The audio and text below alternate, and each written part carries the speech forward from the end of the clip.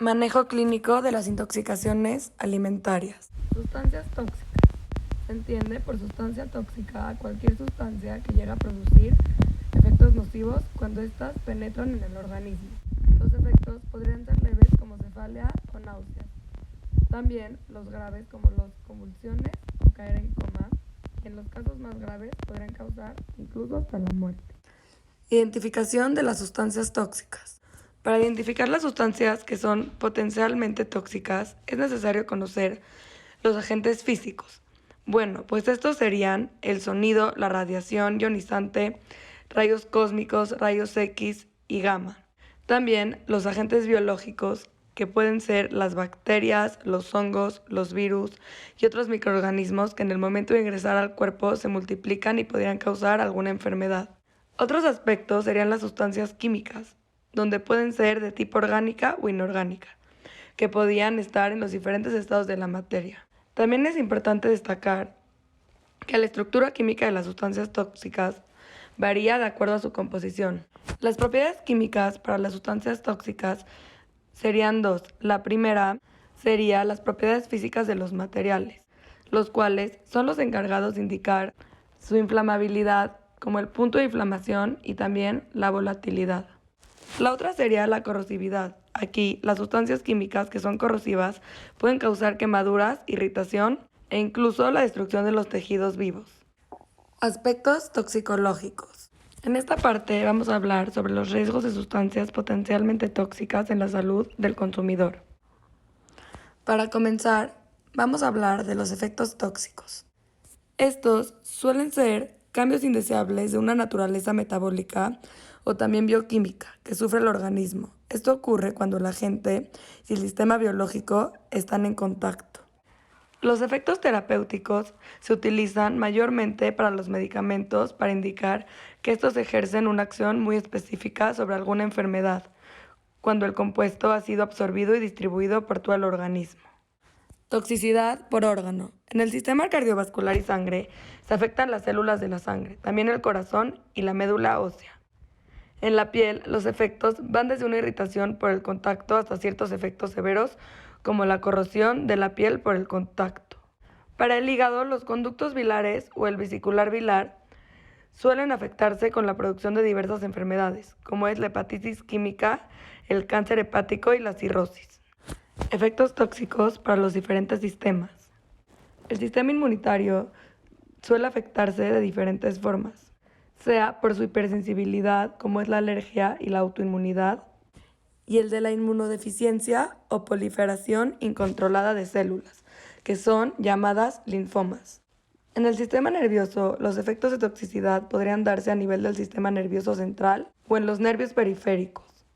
En el sistema reproductivo se podrían incluir diferentes efectos, como lo es la pérdida de líbido, la impotencia, la infertilidad, los abortos espontáneos y también las anormalidades fetales. En el sistema respiratorio se pueden producir irritaciones de las vías superiores y de los bronquios, generando asma, enfisema, fibrosis pulmonar y alveolitis alérgica. Por último, en el sistema endocrino, los efectos podrían ser muy variados. Incluyen cáncer de mama, de ovarios, de próstata y de testículos, e incluso problemas de desarrollo. En este caso, se trata de una intoxicación aguda por benzodiazepinas. Las benzodiazepinas son un medicamento que disminuye la excitación neuronal y que tiene un efecto antiléptico, ansiolítico y relajante muscular. Se utilizan como tratamiento de ansiedad generalizada. En el mecanismo de acción se facilita la actuación de la neurotransmisión GABA, potenciando la entrada de cloro a la neurona postsináptica, generando una hiperpolarización con efectos inhibidores. En la sintomatología podría generarse una alteración fundamental del SNC, produciendo una disminución en el nivel de conciencia, causando hiporreflexia o hipotonía, con el riesgo de que exista una ataxia o distartia. Bueno, en el caso del diagnóstico, cuando se presenta este tipo de intoxicación, puede detectarse en la sangre y en la orina, pero su cuantificación no se considera relevante, por lo que debe medirse la saturación del oxígeno por la oximetría de pulso y la gasometría arterial, en caso que exista depresión respiratoria. Y para finalizar, en el tratamiento, posterior a una valoración hemodinámica y respiratoria, midiendo la frecuencia cardíaca, la presión arterial y la saturación del oxígeno, se debe monitorizar al paciente para que tenga una oxigenación adecuada. Y ya teniendo esto, se realiza la descontaminación digestiva para lograr una disminución de la absorción del fármaco, teniendo un intervalo máximo de 1 a 2 horas, y debe realizarse con carbón activado, con dosis de 1 gramo. Factores de riesgo, interacciones con otras sustancias o compuestos. Podrían ser muchos factores los que aumenten la probabilidad de presentar una reacción adversa o cualquier efecto no deseado, siendo posible destacar los siguientes: los factores hereditarios, algunas enfermedades, la utilización de forma simultánea de distintos fármacos, una edad muy corta o muy avanzada, estar embarazada o estar lactando. Sin embargo, es indispensable destacar que los factores hereditarios son los que contribuyen a que sean más propensas a padecer los efectos tóxicos de ciertas sustancias. Igualmente, ciertas enfermedades alteran la absorción, el metabolismo y el tratar de eliminar un fármaco, así como la respuesta del organismo hacia ese fármaco, incrementando el riesgo de reacciones adversas. A continuación, vamos a hablar de los límites permitidos de las sustancias tóxicas, la dosis recomendada y el rango de toxicidad.